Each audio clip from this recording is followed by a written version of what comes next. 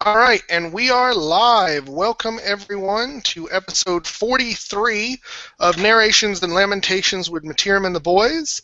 I am your host, Matiram, and with me are the boys, Skip and Michael. Say hi, fellas, I'm back. Oh for the God. moment. Hello. So, tonight, on the eve of the release of Age of Sigmar, um, starting on a high note, fellas. We have decided to celebrate the 8th edition of Warhammer Fantasy. We're going to, as we have with the Army books, most of the Army books in the past, we're going to discuss the edition itself. Just kind of general what we've liked, what we didn't, we changed, and all of that sort of stuff. And as a sneak peek, we are also going to be discussing a little bit about where our play is going to go and the narrative campaign and the content on the channel in the wake of all of this new excitement. Um, so it should be a pretty well-packed show. But first, as always, let's go ahead and talk a little bit about hobby time. What have you guys been working on? Michael? Well, I finally finished that elf mage that I primed white, which was a terrible decision. That only took me about 5 times longer to paint than normal. That was not fun. Just don't like the way the colors were turning out on the white, or? It made everything It made every mistake way too noticeable. Mm-hmm. And Skip, anything out of you lately? I am the Beatles song 8 days a week because that's how long in a row I have worked. Going on one more before my first day off, so I have dreamed of painting, but in fact I have been hanging out with the weird bus people. Okay. As for me, I have actually completed all three of my cowboys, Scarvets and/or old ones on the cold ones there. I have colored them all differently so that I can use them in the same army without getting them confused. So should be pretty interesting. Fluff-wise, because I'm going to do all normal cold ones green. So my whole fluff-wise in the army is that the ones that go to the cowboys are like special, different colored cold ones that are taken as signs from the lizardmen gods. So it fits all in my fluff still. So, but those are fun. Those have been fun. We've also been gearing up for those who have been following the narrative.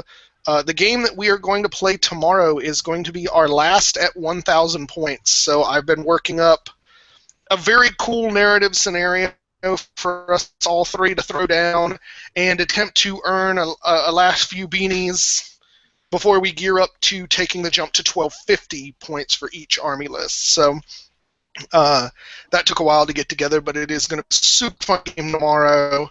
And hopefully I'll have the battle report up before too long.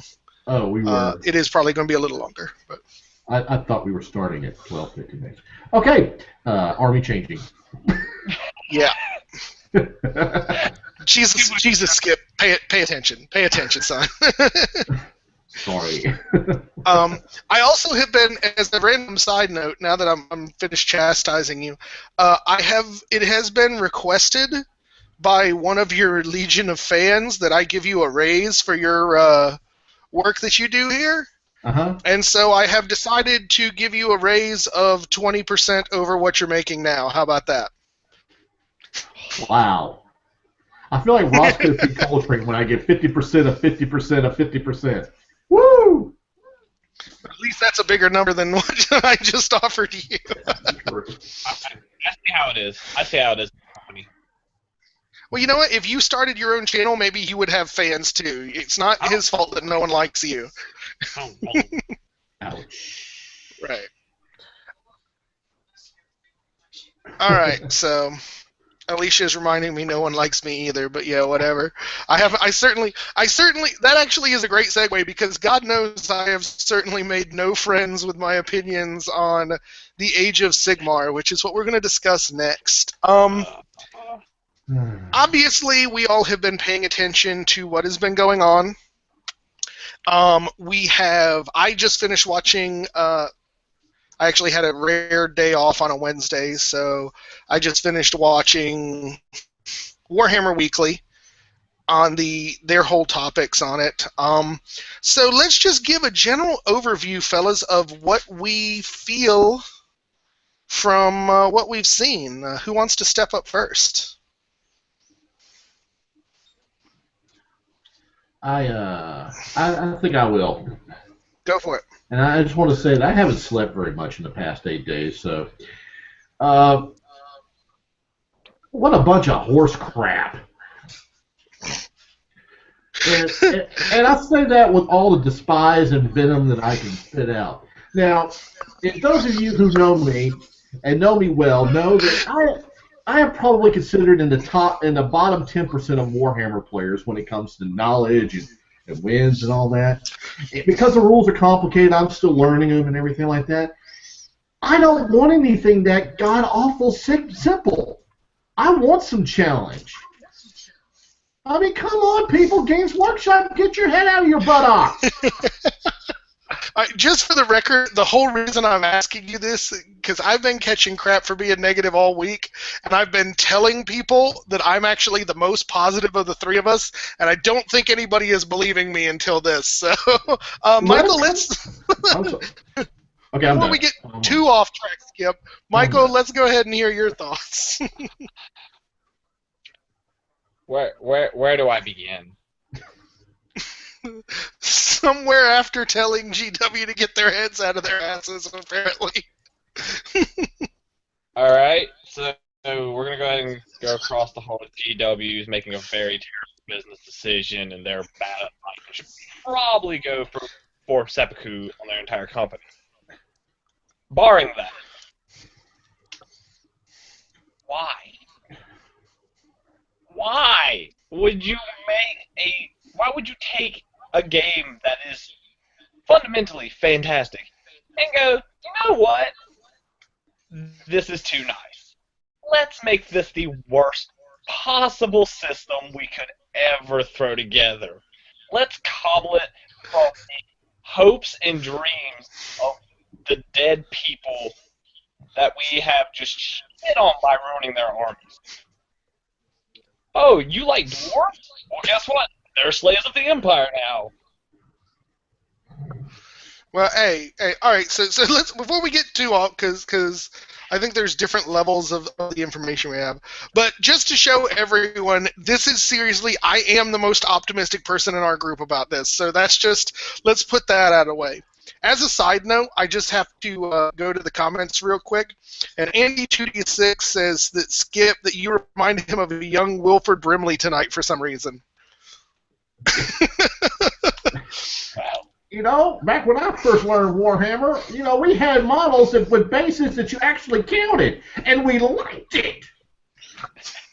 Any rate, for anybody who's been following it on the YouTubers page, my thoughts have been made abundantly clear, so I'm not really going to go into too much of my thoughts on it. Ultimately, what it comes down to, and I'm not going to call out anybody, even GW, for having their heads up their asses and what have you, but here's my whole take on it. What I see is not Warhammer Fantasy. This is a new game that they've slapped the Warhammer logo on. They've changed the feel of the game. They've changed the mechanics of the game.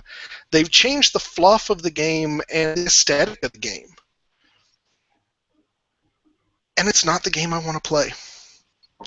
Simply put, if I was interested in any of this stuff, I probably would already be playing a different game.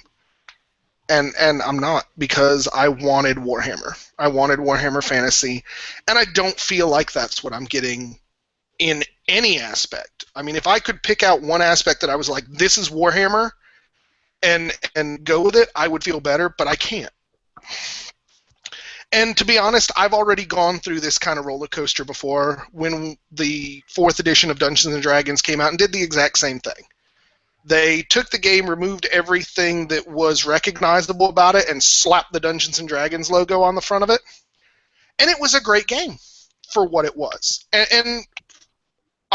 Here is my positive I'll say about it. Age of Sigmar may be a great game. It may very well be. But it's not the game I'm looking for. And it's not the game that I got into Warhammer Fantasy to play. So that's ultimately what it is. Also, I really don't understand why everybody thinks these new models are so good. I think they look like fried butt. I don't like them at all. And the last thing I wanted was robo-winged angels being held up by dirty toilet paper. Let's just get that off to the side. But that's as negative as I want to be, because ultimately it may very well be a great game, and I wish everybody who wants to play it all the best. So, as you all have heard these, it should come as no surprise that we have decided that our channel, regardless of, we do plan on giving Age of Sigmar a try, and who knows, if we like it, we may play it as one-offs and have a little bit of it. But our channel, or my channel, and our narrative is going to stay 8th edition. So for anybody who enjoys that and wants to see 8th edition content continue, you found your place, because we are going to continue it regardless of whatever else comes out. Second thing that we were just discussing is, now that the bow has been put on 8th edition and there's going to be no more changes to it, there's going to be no more fluff or mechanics changes, we're actually talking about doing house rules to kind of fix what we see as the problems for our play, as well as updating Warhammer fluff to incorporate our stories into it in a semi-permanent way, maybe even extending so far as creating our own special characters to be allowed in our games. We'll have to see how that goes, but it's stuff we're kind of spitballing out right now. So my plan is, if we do any of this, to make it all available on the Warhammer YouTubers site, and anybody who wishes to come and play in our world of Warhammer, they're more than welcome to do so. But any other last thoughts on that, guys? Because I really don't want to turn the whole show tonight into Age of Sigmar, because that's ultimately not what we're here for tonight. I said my piece. Yes, you did, sir. Somebody get that man some oatmeal, calm him down. Anything from you, Michael? I always kind of fancied playing 40K in fantasy, so why not? Yeah, and like I said, it may be a fun one-off game, and they may eventually release a model that I don't think is butt. Be honest, there's one of them, I think it's one of the demon models that's coming in the kit for the starter set, that might be acceptable if I need a Demon Prince of Khorne to make for my Chaos Army when they get the the non-winged Demon Prince of Khorne when I pop a double sixes on the chart. I might do that. But right now there's just none of them I like. And this even goes back to the Age of Sigmar stuff. I hated, or not Age of Sigmar, the End Time stuff. I hated most of the models out of that too, and didn't buy any of them. But anyway, so that leads us into the topic of the night. With us continuing on 8th edition, as a channel and as a narrative campaign, we wanted to discuss our experiences in 8th edition, what we liked about the edition, what we thought were strong points, what we thought were weak points, and maybe, if we've got time, brainstorm some solutions to some of those things. So, let's go ahead, since we're already cruising on negativity, let's keep that going a little bit longer. And I'm going to steal a page from Vince, and let's discuss what we consider our proudest nail of the 8th edition system. What is the one rule that you guys just kind of bang your heads against the wall and just either don't understand or just wish that they had fixed or wish they had done differently? Hmm.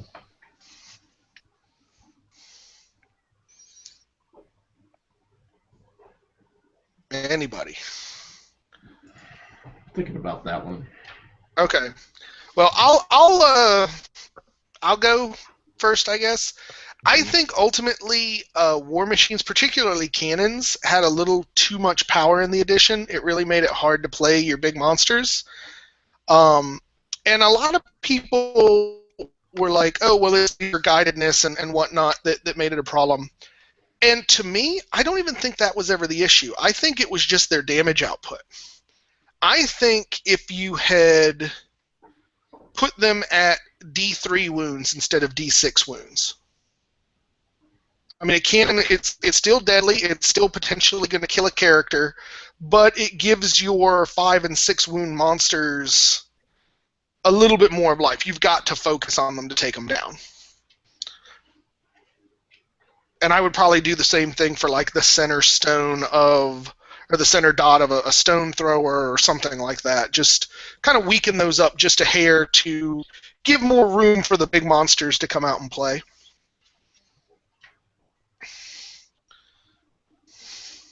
Hmm. I can see that. Yeah. Okay. Well, somebody's got to come up with something because we're not going to have any more silence. So speak. I think the biggest issue for me is playing the movement game correctly. Like I get charges, I get most of it. It's more I don't fully grasp the times that I should flee, the times I should take it, and the times that I should go, well, maybe I should move here and not here. Like, if I Mhm. look at it on a piece of paper, I go, yeah, no, I need to move to. But in the moment, I always look at it and go, where should I move this? And I end up just moving forward. Yeah. Well, do you feel that there's something wrong with the game itself, or is that just you having played the dwarves where you've not experienced that I, as part of it? I think it's more my mindset being set on the dwarves so much that I'm gonna take the charge. I'm not gonna break, but whatever. And I do that with the arms and go, whoa, they broke. Why? Because they're not stubborn.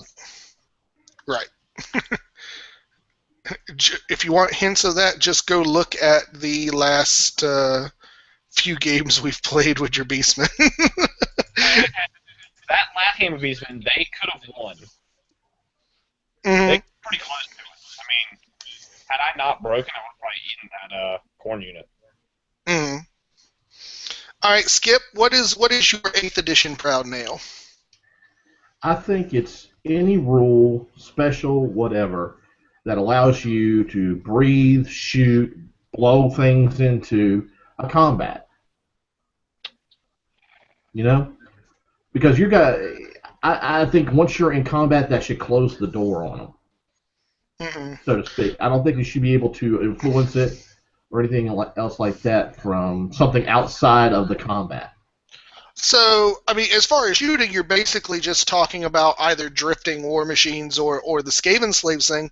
But are you Right. also talking about like hexes and spells? You don't think those should be cast on stuff in combat, or? Uh, hexes. I think the hexes and spells, yes, but like if you're lowering armor and stuff like that. But I don't think if somebody comes in and says, I'm just going to drop that big death spell all over the creation, I think it should Oh, just affect unengaged.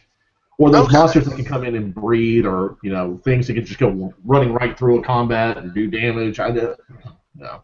Well, most of the ones that go through units, they can't because it specifically Mm-hmm. says unengaged. But yeah, I could definitely see vortexes basically rip through combats. That Mm-hmm. I could definitely see that. Yeah. So. So it definitely sounds like to me the things that we've had issues with the additions are relatively small, easy fix kind of things. Mm-hmm. So let's flip this around. What have you guys loved about this edition? What have you looked at this and gone, you know what, this makes a great game. I'm enjoying this a lot.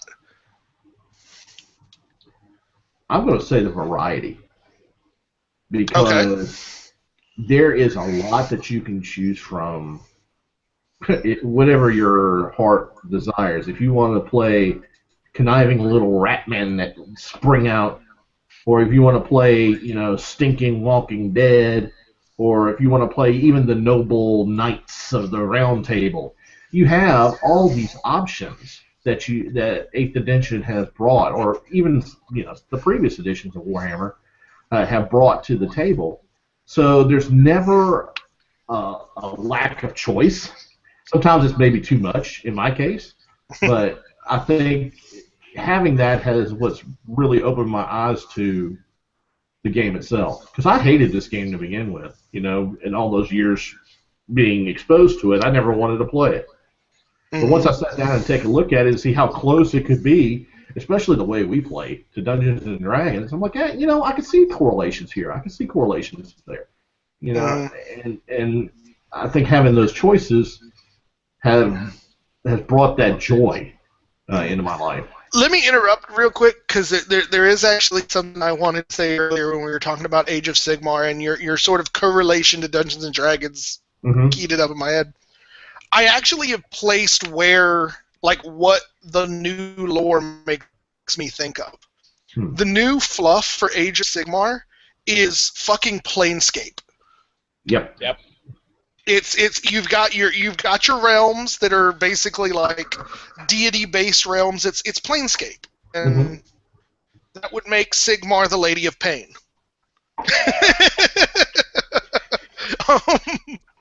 But that was like when I was going through the fluff stuff that spoiled. I was just like, I know this from somewhere, and I couldn't place it. And then I was like, it's fucking Planescape. Okay. But sorry. Go ahead, Michael. What is your positive for Maith? The thing I've probably enjoyed the most is combat. The combat phase, just in general. Like, I typically lose it, but it's one of those. It's random enough where you can have a unit that shouldn't survive and shouldn't win in the combat, but does win. Because that's something you see on the battlefield. You see things where valiant knights go charging into podunk peasants, and the peasants somehow win just through sheer luck. And I imagine a lot of people are like, when the hell does that happen? But it has happened with us a couple of times. I'll kind of add on to that, in that I think the reason why the combat phase is so cool is because there is so much opportunity for synergy. I mean, you've got various models that can affect, like your buff wagons. You've got spells that can interact. And just there's a lot of things that I think make it a very dynamic a very dynamic combat phase. But for me, this should come as no surprise to everybody. I love the fluff of this world. I always have. I've got the old book they released. It was like just a pure fluff book back from 5th edition. I actually have at least a couple of different like old playing game books just for the fluff of the world. I think it's awesome. And I like what it is in that it is definitely kind of an unbalanced fight, that the gods of chaos are sort of supreme and that the mortals are the ones doing the fighting. And I like that. I admit, on occasion it gets a little too dark because, well, let's be honest, GW has always had a chaos boner. But I just there's so much about the world. I love the fact that it is, I mean, let's be honest, cobbled together from a bastardized version of the real world. It's like that 1 foot in historical, 1 foot in fantasy thing really just made it unique for me and made it very interesting. Which is frankly, I think, another reason why I'm not huge on jumping onto the new world, because I'm still a little hurt that they just blew the freaking planet up. But not as hurt as some. I've seen some videos where they're literally like clipping in the Charlton Heston scream from the end of Planet of the Apes to describe their opinions on it. So that's for you, Night Saber. It was a very funny video, but it was thrown down. And I think the fluff made it unique compared to just about anything else, which is really weird because it was unique in its genericness, if that makes any sense. And I'm not willing to give that up yet. So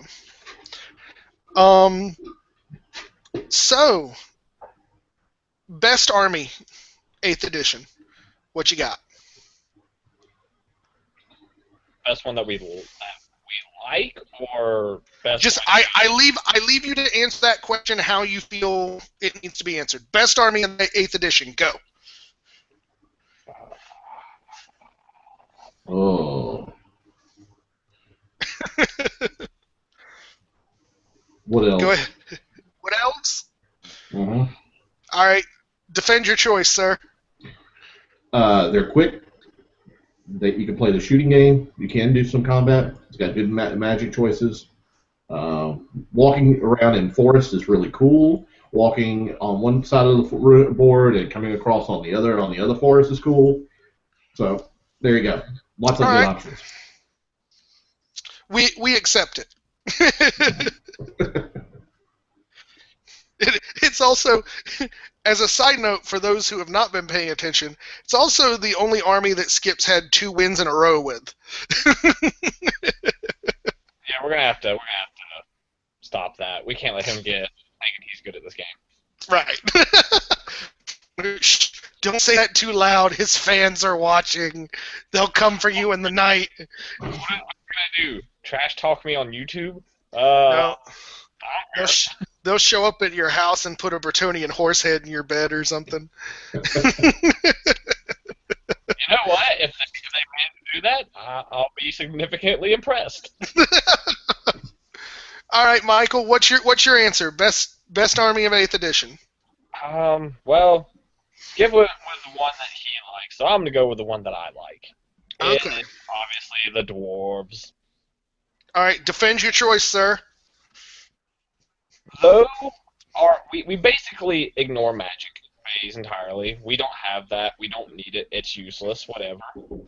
But where we are the best army is the fact that when it comes to shooting, there are very few armies that can do it as well as the dwarves. I mean, what army can boast that my cannon can roll this far and I don't care. It's not gonna blow up. I'm still gonna shoot. I mean, our shooting is fantastic. Our ranged shooting's not the greatest, but it's still solid. Our combat is, I mean, for the better part, you're killing dwarves to a man. There's no other army that just goes, you're not breaking me. I'm going to stay here, and you're going to kill all my models, or I'm going to kill all of yours.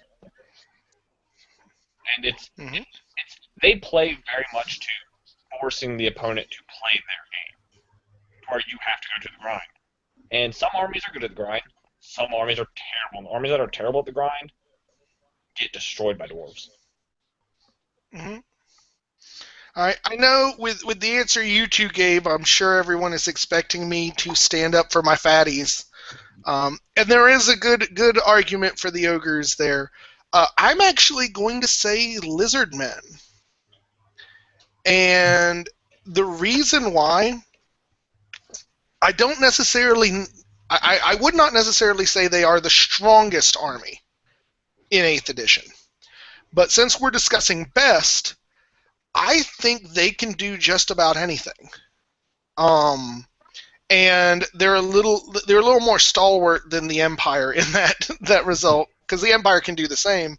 But I mean, you've got a great selection of magic in the Salon, one of arguably the best magic users in the game. You've got, for as limited as it is, you've got a really surprisingly good selection of core between the Saurus Warriors and the Skinks. You can do some War Machines. They've got, or War Machine-esque things. They've got the Salamanders, the Razodons, the Stegodons with the shooting, the great bow on the back of it. So you got some of that. You can definitely do the big monster thing. They've got a good cavalry selection. You can even do good individual character combats because, I mean, the Scarvets and the Old Bloods are freaking amazing, particularly for their point value. And so it's like everything that I would want in an 8th edition experience, you can get out of that army. And so that they're going to be my vote for that reason. So let's flip that one on its head. Worst army of 8th edition. Oh, that's too easy.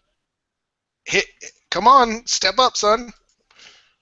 I ahead of time apologize to you, Skip, and to Vince because I know they both love this army. Mm-hmm. But barring Undead Legions, it is the Tomb Kings. Careful. All right, defend your choice, sir. Take away all the good things from the vampire counts, and that's the Tomb Kings. I gotta say, man, I disagree with this one. Mm-hmm. I disagree heartily. Yeah, the slow movement thing can be a pain, but you got to look at what they've got going for them. I mean, chariot units are freaking amazing if you play them right, and frankly, you should play them like a freaking Bretonian lance and character shit out of the front end of that. They've got arguably one of the most reliable magic phases in the game because of the ability to generate the extra dice and the extra casting. I would argue that the Casket of Souls is the best war machine in the freaking game. I think they got a lot of strengths. Now, I think they are hamstrung by that lack of movement and the whole crumble thing if the Hierophant dies, but I don't think it's enough to send them all the way to the bottom of the list. Not to mention, if you put a Tomb Prince or a Tomb King in your army, you instantly boost them up to weapon skill 5, weapon skill 6, which ain't bad. Yeah. All I can say is, whenever I've seen the Tomb Kings put on the board, I've never gone, I'm probably going to lose this. Yeah. Now, that could honestly be just forms. Yeah. So let me interrupt a little bit. We missed War General T was screaming Team High Elves for his. I will agree. Like, note I said I thought the Lizardmen was the best army, not the strongest. I would probably say the High Elves were the strongest army in the game. But I think my arguments for why I think the Lizardmen are the best are good. Of course, then Nicholas Belair shoots that in the foot by going, the one weakness of Lizardmen is their lack of war machines and long-range shooting. Yeah, and again, like I said, I'm not arguing the strongest, but I even say they do have pseudo-war machines. So you can get that feel out of them. Now, the long-range shooting, I agree with you. That's their big weakness. I think other than the things that are on the backs of dinosaurs, you're looking at a 12-inch shooting range max. But you can get it all pressure, so you can march and shoot. So it's not as short range as people might like to make it out to be. But anyway, so Skip, we've heard Michael's least or worst army of 8th edition. Let's hear yours. Golly. I'm going to say Bretonian. Oh, defend your choice. There's, other than the fact that if you can stop the Lance, you can stop Bretonian. Because their men-at-arms are not that strong. You can beef them up a little bit, but they break easy if there's not a knight around. They've got one of the better war machines, but they are limited in their choices of magic. Mm-hmm. So I would say, taking everything into consideration, they are almost a one-trick pony. No pun intended. Right. I'm sorry, keep going. I've got something to put in from the comments once you're done. That's fine. No, and it kills me to say that, but just kind of just sitting back and looking. If you unless you're a top-notch general that's been playing him for years, or you get lucky like Michael did and made an incredible list better than I could put together after 3. You still, it's still the one-trick pony. Yeah. So Vince says to you, Michael, to be fair, dwarves are the worst matchup for Toon Kings. That being said, Michael, skeletal horse head coming to your bed. Okay, I mean, does technically know who I am, so... Yeah. And War General T says that he hates all Horde armies. So I've heard y'all's point, and I'm frankly going to swing at the low-hanging fruit on this one and say Beastman. It's the easy answer, and it's a shame because I think with some relatively small modifications, which is on my list of shit for us to fix now that we're playing 8th edition exclusively, or with kind of capped out, they could be really good. I think the idea that they left them without marks is dumb.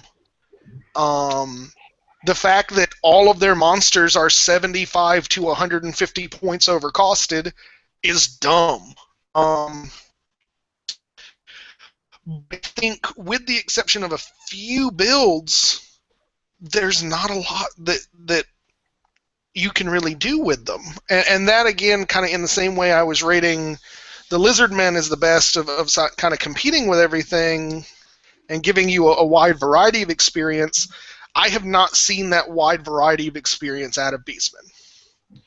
And it makes me feel bad because there's a number of models in that line that I love, and if we can fix the Legion of Chaos to make it work, there's a few I'm going to buy. But I know one. Yes. But I definitely think if I'm being honest and I have to name one of the armies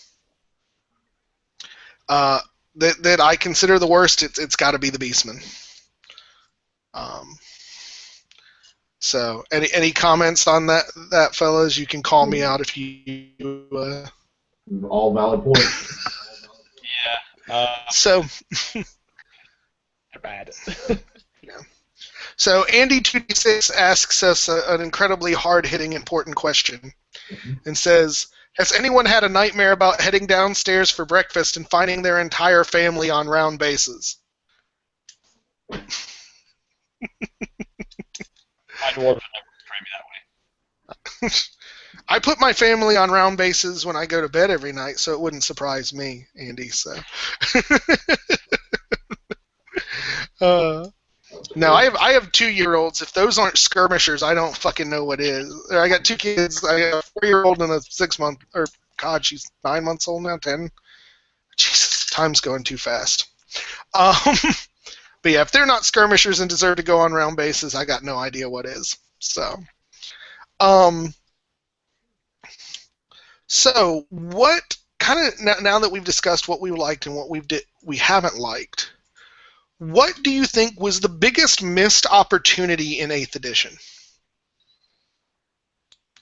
And this could be anything from like an old kit being updated, a new book coming out, new army book, new campaigns, whatever. Just general. What was the big opportunity in your minds that could have made 8th edition even awesomer? Actually, I think you just covered it all in that one sentence. I mean, finish out the armies that didn't get a book. That would have been the first thing. If you're going to go out, at least support what you created up and and close it out. Give it a finish. Right. Some of it may have been taken care of in End of Times, but not everything. So that would be my choice, is to say you should have put out all the army books. Yeah. Mm-hmm. At least for Bretonia, I want to look in. I think I seem to remember hearing there's a fan book for them that fixed a lot of their crap. Mm-hmm. I want to look into that and pick it up. But all right, Michael, what do you think? What's your biggest biggest missed opportunity? Uh, for me personally, it's the release of the dwarves. Where every other army that they did come out with a new book with, they kind of fixed a bunch of the big stuff. They gave a new set of models to deal with, which were cool, dynamic models. With the dwarves, it just because me and Vince talked about this, they played it safe. They didn't do Hmm. anything new with them. They went, here's what makes dwarves. And I know I bitch and complain about anything new, but it's the fact that they didn't even attempt to go, oh, here's something that's cool and new and maybe it'll work. And they just went, here's stuff that we know works in the dwarves and we're not going to touch anything else. Well, let me ask you this, Michael. Knowing what you know about how Age of Sigmar turned out, do you trust GW bringing something new and cool into your favorite army? I've never trusted Games Workshop, and I've made this abundant. Okay. Um, for me, I think the biggest miss was the lack of campaign books. And now that being said, I haven't downloaded any of the like the direct to like the e-reader books or whatever they had that had some stuff in there. But the one that I loved that kind of started this whole ball rolling towards the end of the universe was Sigmar's Blood. I thought that was a great campaign book, and one of my biggest misses now is that we never played through it all the way. But it was a great balance of campaign scenarios plus just interesting fluff in the world, and I would have loved, absolutely loved, if they had done more of those. I think the End Times was a little heavy-handed with it because it was trying to cram so much into it, and I didn't much care for the story in general. But I think if they had started earlier in the life of 8th edition and kind of sprinkled those around, I mean that could have been a huge missed opportunity for a lot of book sales for them, a lot of individual models. I mean, you could drop particular scenario terrain pieces down, and you keep it small. You don't go over crazy, but you have these little bumps to kind of keep people happy in between army releases. But that I think was my biggest problem with it, or my biggest missed opportunity. War General T says agrees with you, Skip. Finish Brett, Skaven, and Beastman updates. Yeah, no. That's the easy guess. And Vince actually says he completely agrees with Michael on the missed opportunity with dwarves. Where is the bear cav? Where's my Zeppelins with cannons? You got the gyro bomber. Yeah, that's pretty much. Okay. Let's look at the new models they released. Iron Drake's gyro bomber. They took a gyrocopter and put bombs on it, and then they took the Iron Breakers and gave them guns. Well, let me ask you this: don't you see that, from a fluff point of view, don't you see that as being appropriate for the dwarves?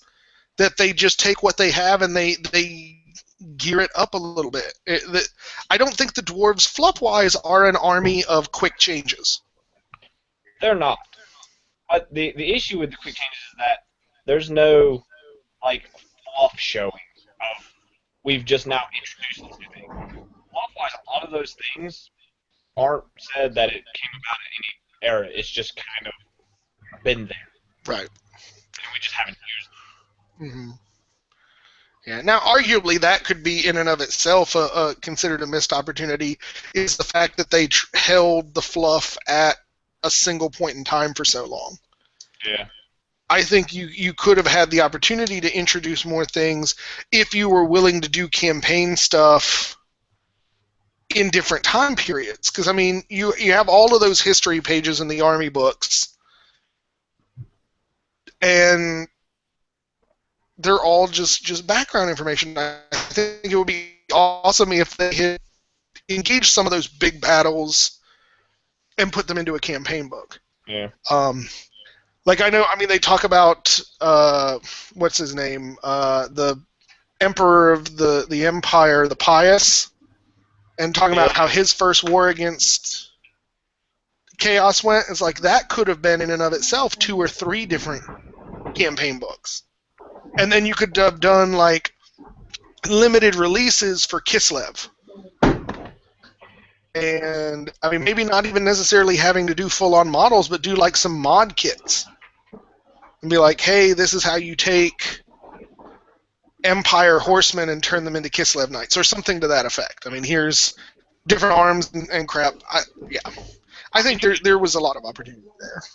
You could have done that with any of the books. I mean, you look at the First War of Chaos, where the dwarves and the human barbarians and everything, like, that would have been a awesome campaign.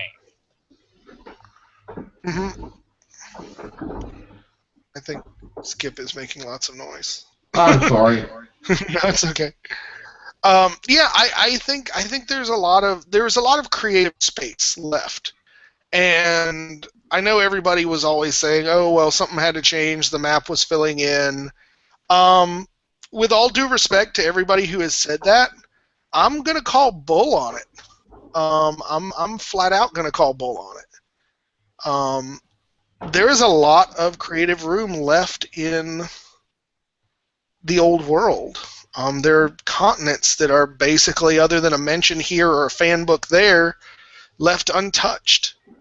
Now, perhaps a pertinent argument that I would accept for that is that there was just a matter of feasibility of, hey, there's no way that they could make a Kingdoms of End army because nobody would freaking buy it. But okay, give me some scenarios there. Give me a campaign that mentions it, that engages with some of that fluff. Give me something, and don't just run out of the thoughts in one area and then blow up the world because you can't come up with better stories, which is ultimately what I think they did. Yeah. But who knows? Maybe now that we are cut free with the restraints and we're going to start just creating crazy ass shit, maybe we'll fill in some of those spaces and make cool things and send them out to the community. Hopefully there will be folks interested enough in maintaining 8th that they'll be interested in trying things that we come up with. Who knows? So, here is the big question, guys. We now know that there is going to be no 9th edition. The world is gone. Nothing is going to be as it was. What if you had been given the helm and were allowed to do whatever you wanted to make 9th edition? What would that game look like? With the understanding, of course, that you're sort of continuing from 8th rather than just throwing the baby out with the bathwater and turning it into a new game and just putting the name on it. Well, I would do one of the things that we thought Age of Sigmar might do, and that would give you some skirmishing game options. You know, give you different levels of what you can play. You know, if you want to do a skirmish game, here's the rules for it, but it's built into the same world, the same.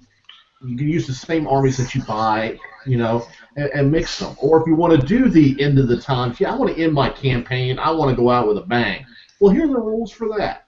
You know, I think that they could have done something like that in 9th and kind of just tweaked here and there, tweaked the magic system a little bit, brought back some of the old lores that had disappeared with some of the other armies and given them fresh stuff. I think there's a lot of stuff there that they could do. And if Games Workshop were smart and not have their head in their ass, they would do something like sell off the rights to 8th edition. And maybe somebody would come along and buy and do something like that. Will never happen. Absolutely never happen.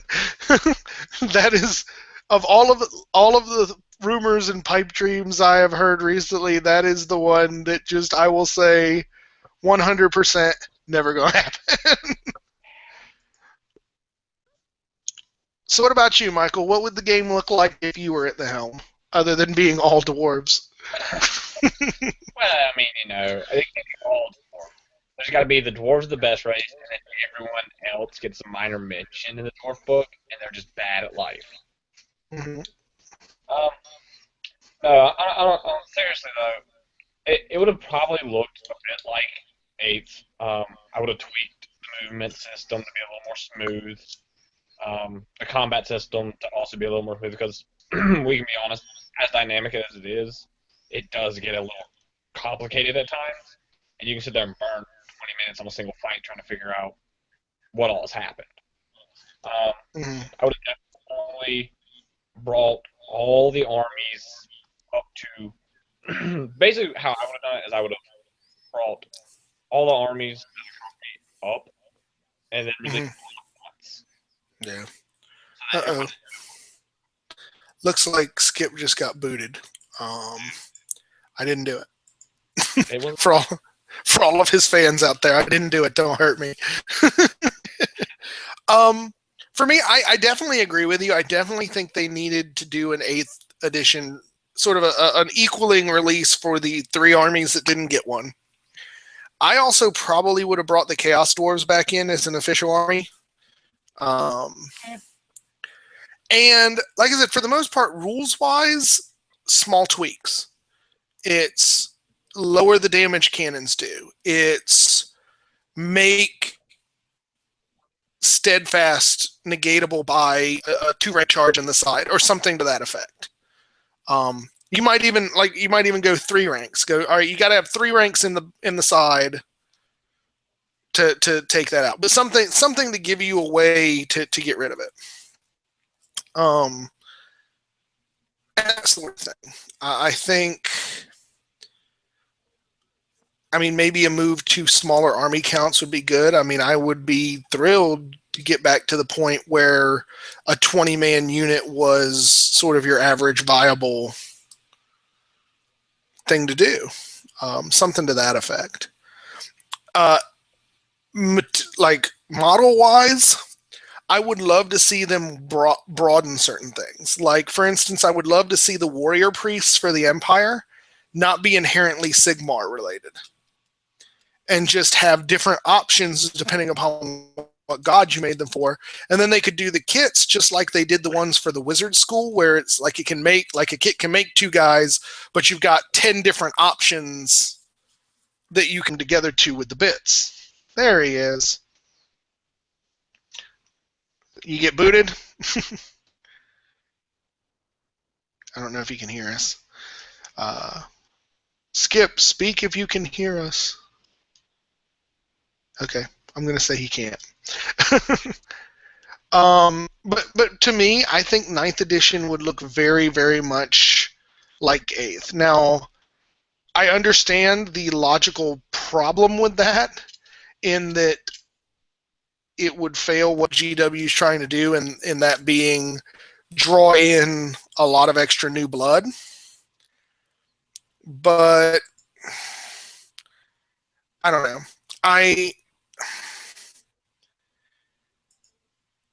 Maybe this is going to sound elitist to say, and if it does, whatever. I don't give a shit about getting a lot of new players into the hobby.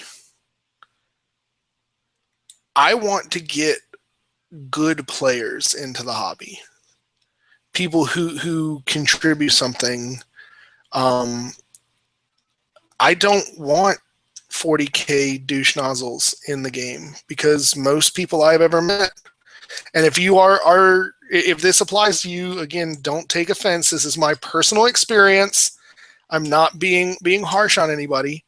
Most people I have met at gaming stores that are, and this is GW gaming stores and our local gaming store, that are 40k enthusiasts, let's call them, are not people I want to hang around with. It's just it I mean, again, maybe I'm being an elitist prick. I will gladly wear that badge, but I want what I want, and maybe it's selfish to say that, and what I want is not a lot of those people flooding into the game stores to play those games. And I know that went totally off of the side there, so rescue me at any time you have something pertinent to say, Michael. I, you froze up a bit. Uh-oh. I'm freezing up. Skip, can you hear me at all? I can hear you. Can you hear me? Yeah, I think Michael's, I just went on some sort of weird rant about how I'm an elitist dick and I don't want other people to enter into the game. So let's switch. I think my vitriol is showing and I don't need it to. But ultimately, I don't think that the game, for the game's sake, for those of us who already play it, needed to change very much at all. I think there was a lot of little fixes that could be made that they didn't. Now, here's a good one. Puff Slash actually says that he thinks a missed opportunity was for GW to start hosting tournaments again. Oh, God, what do you guys think about that? Yeah. Oh. That, as much as we're not big tournament players, but I could see that's your marketing research right there. You get an official tournament, you have official people from Head in Your Ass Games Workshop, and you get feedback from the people who actually play and actually pay lots of money to come out to these things. Right. Yeah. Well, I wouldn't even necessarily say that it would have to be hosted by GW, Right. but I think GW needs to support it. Like, for instance, and this is taking me way back, when the Pokemon card game first came out, way, way, way long ago, I was in high school at the time. I was working at a toy store at the time, and it was huge there. And so they had the Pokemon leagues that were started up at these toy stores to help push the game. And the company, Wizards of the Coast, was making it. They actually endorsed everything. They sent out Pride Port for weekly games. They sent out stuff on how to teach people how to do the game. They sent basically little cards that let you get ranked nationally. Hey, Michael, I think you're giving some feedback. Yeah, I think so.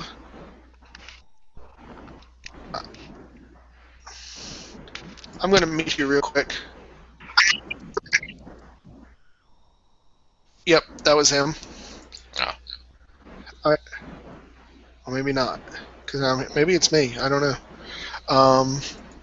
But I think like if they had done something to that effect, actually it's you, Skip, because I just muted you to play around with it. So I can't unmute you though, Michael. So this is going to be a weird. Unmute yourself. I figured out. Yeah, it was. Okay, it was Skip. So, Yeah. But I think if GW had done something to that effect to show that they actually support the people playing their game, I think there would be a little less, I guess, derision hurled at them. Maybe that's, I don't know if that's the right word or what have you, but I think they could have shown better support there. I agree. I feel you. It's one of those. There's a separation. It feels like between them and the community, Right. which as a company you can't have. Yeah, Skip, you're still like, sounds like you're breathing into the mic. How's that? Is that a little bit better? Yeah, that's a little bit better. I don't know. You got a fan going on or something? I don't know. So we've been talking for about an hour now. We didn't get very many questions. I've been kind of keeping an eye on the comments to see if anybody's with them. Apparently, War General T agrees with me. I was going off on a lot of random shit there, buddy, so I'm not going to ascribe what part of what I was saying that you agree with. Maybe if you want to join me on the elitist dick bus, you're more than welcome to, because that's where I've been sitting for that whole rant. But I'm glad somebody does. All right, so first question, and I did not succeed in getting these, like, who asked these questions, so they're going to be a little problematic here. Oh crap! So there are actually a lot of comments, and they just like won't show up for me. Give me just a second. Well, let's answer this first question. And I think maybe whoever asked this might have misunderstood what we were aiming for with this. But we were asked to name one thing we're looking forward to seeing in Age of Sigmar. The end. The end of it. All right, I'm going to be a little less. There, I got to mute Skip. That wind sound is killing me. But for me, the one thing that I can look forward to and actually have any impact on my interest at all is going to be cool models that I might be able to steal for use in real Warhammer. What about you, Michael? One thing you're looking forward to seeing in Age of Sigmar? I think Michael might be frozen as well. We are having awesome technical difficulties tonight, everybody. So I guess I'm just going to sit here and talk to myself and see if I can get these comments to show up and answer them. So, War General T agreed with me on the tweaks. Excellent. That is probably a much safer thing to agree with me on. Now, Nicholas Belaert says running tournaments goes against we're a model collectibles company thing. Yeah, but you know what? Get off their freaking high horses. They're a game company, and they need to freaking admit it. And frankly, if Age of Sigmar fails, that's exactly where I'm laying the blame, on the fact that they've got this cockamamie idea that they're not a game company. It's in your game, for God's sakes, just get over yourselves. Michael, can you hear us at all? I see you like skipping around like you're frozen. Okay. You can still hear me, right, Skip? Wave if you're... Okay, I think you're still muted. No, you're not. I just can't hear you at all. Awesome. We may call this one early because we're having so many technical difficulties. Tuna Sandwichify says, GW holding tourneys would suck because they're only ones who would enforce use our models so you can't play. So all the badass conversions and themes armies would not be at those tourneys. They were used to hold tourneys, but then people decided they didn't want the tyranny GW imposed on their hobby. I can get that. That's why I think it might be better if they just provided prize support and stuff instead of like strong arming over it.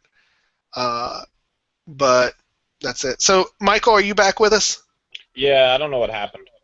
Okay, cool. So, it's your turn to answer the question. Name one thing that you're looking forward to seeing in Age of Sigmar.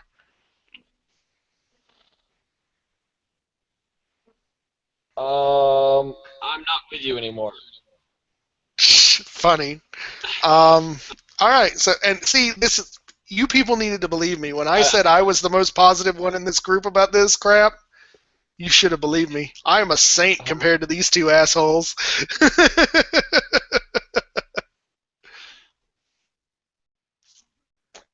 I guess what I want to see is if the dwarves get overpowered with the War Scrolls. Right. Just want to see where they end up in if they can finally make it to top tier or something.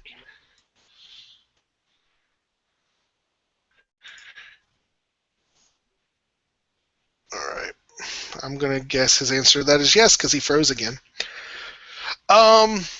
And second question is, how will our armies react in the current narrative when the Sigmarines land and seek to quell the local primitives?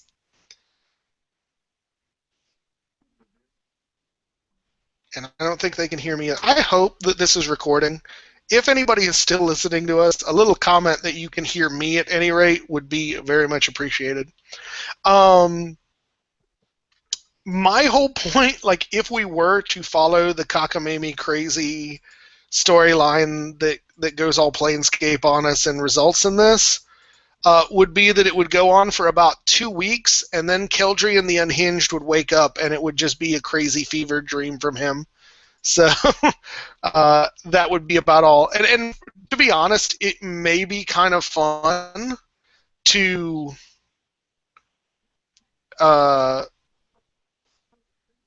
put that into the narrative if we do play a couple of games, but I don't know if that's going to happen. I don't know if we'll want a battle report. I mean, probably will battle report any Age of Sigmar games we play just for the lulz, but we'll see. So next comment we have, honestly and with all respect. Oh, this is from Vince Venturella, by the way. I want GW to stay out of tourneys. I love the grassroots nature of the tournament scene. There are a few things I wish we could get, better accumulation of information, but I love that every TO is able to make their own tourney and crazy things. It's like a microcosm of the American experiment with the states. Valid. I can definitely see that.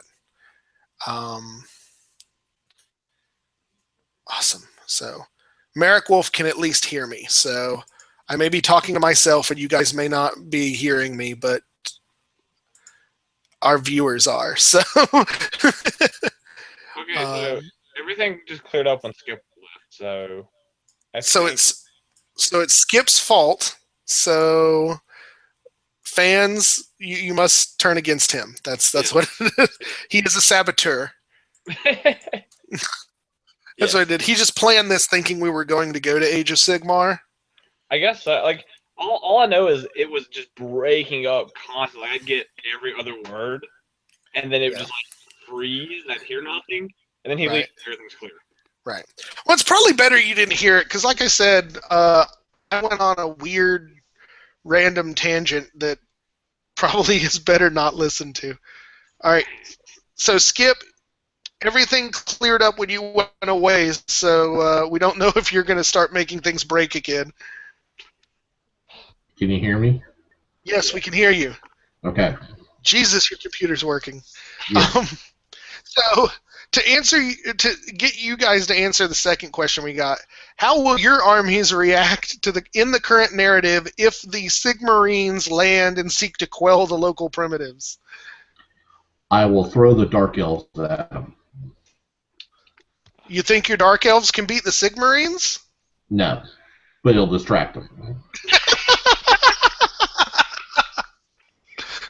I thought you were talking about literally picking up your Dark Elf models and hurl them at whoever is playing the Sigmarines.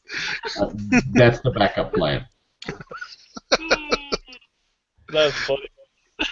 Yeah. Oh God. Yeah.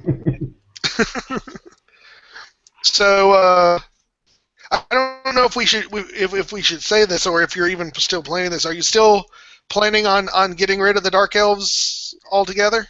Yes, they'll be up on eBay as soon as I can get pictures taken. Okay. So if anybody wants some Dark Elves, Skip is going to be getting rid of those. Key things to note there are quite a few models painted by my wife out of that kit, right? Because she did your Cauldron of Blood, and what else did she do for you? The Corsairs, right? And the Brolocks.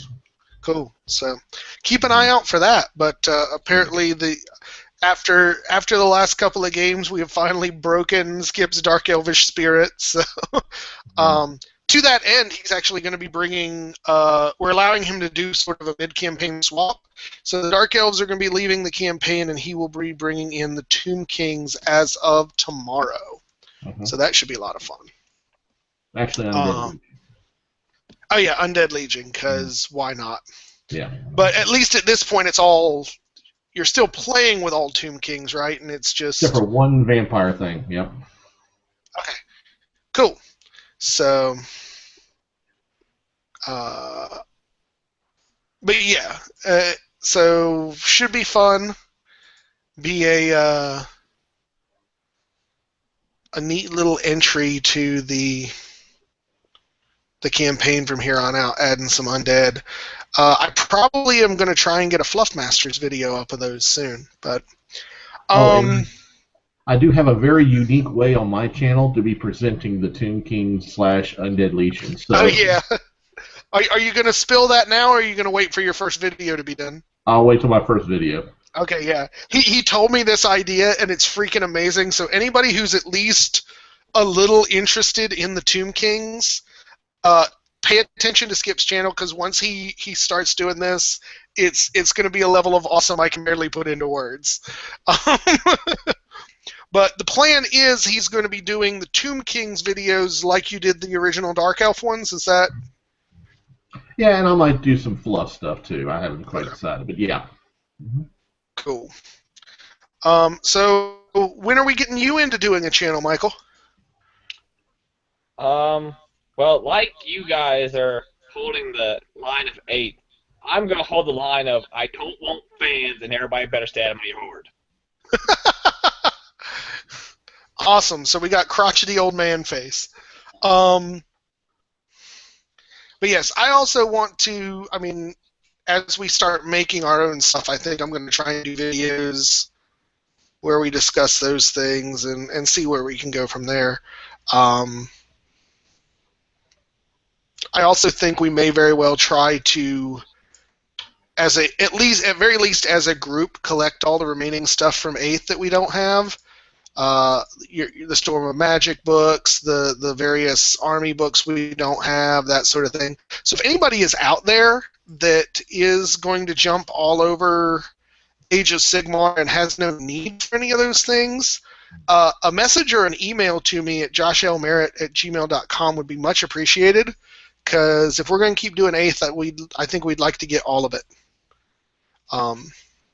Also, as a side note, if anybody has any random arms and or heads for Forsaken from Chaos Warriors, I'm looking for them, because I have about 100 extra the Marauders that I'm never ever going to use, and rather than buying new kits, I'm just going to rip their arms off and put Forsaken arms and heads on them and make them all mutated out and play with some Forsaken, because I just learned that they were core, and I desperately want to try that out. So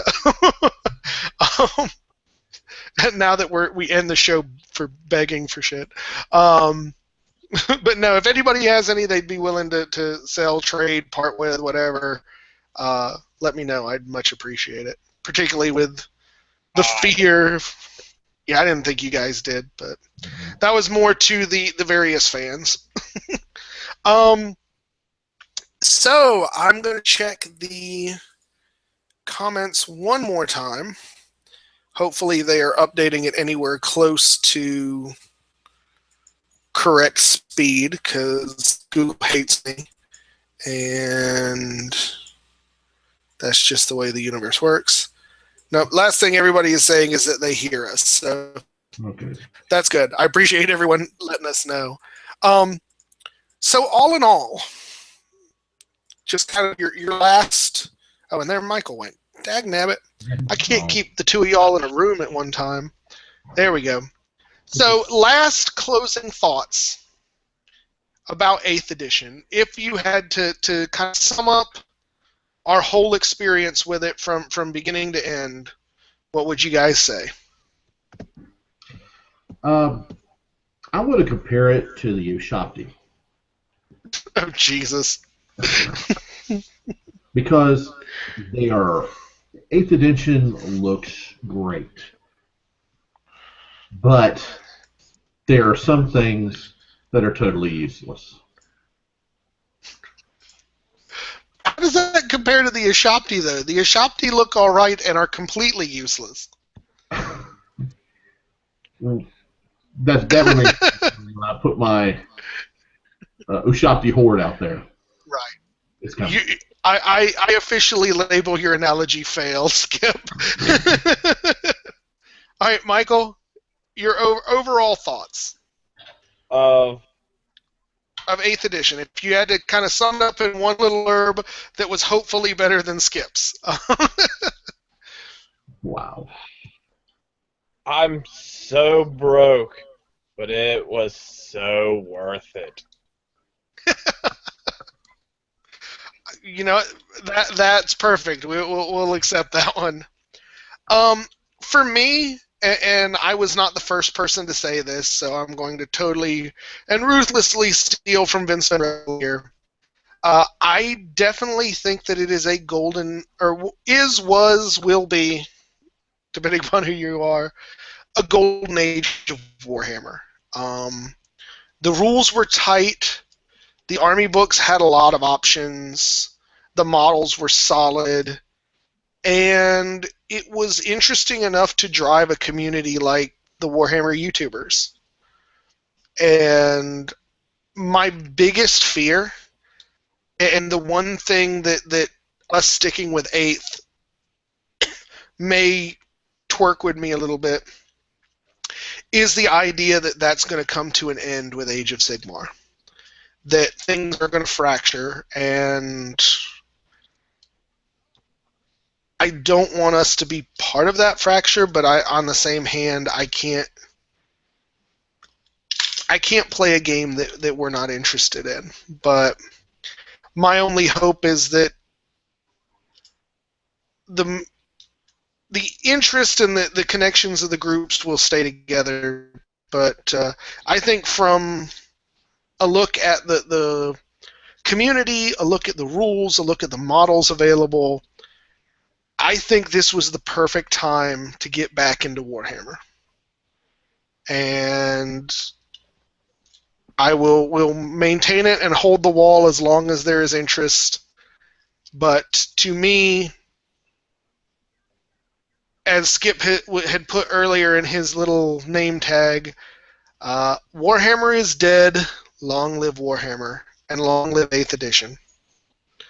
So I wanted to thank everybody for tuning in. We actually had a remarkably high volume of listeners, watchers tonight. And